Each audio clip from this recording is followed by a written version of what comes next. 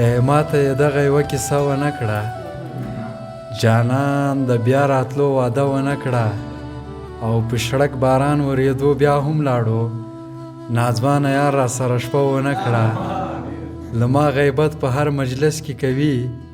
خو ما تر اوسه ترې ګیله ونه کړه، ملنګه چیرته به وي څنګه به وي، هغه تر اوسه رابطه ونه کړه. د خدای دې ځینو نعمتو ته سړی حق حیران شي،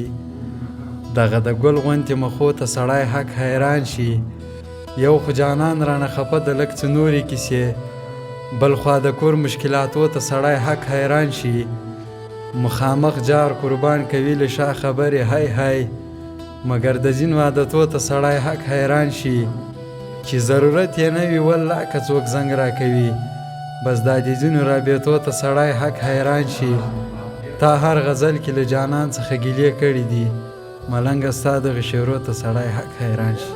ته او زما له زړه وتل دغه چټي کیسې دي، نه دومره زر دې هېرول، دغه چټي کیسې دي، زه مې په غاړه ګرځوم د صبرېدو تاویزان، په تاویزو زړه صبرول، دغه چټي کیسې دي، خلکو که زما منئ نو هسې پسې زړه مه تړئ، د ښکلو ښکلو خپلېدل،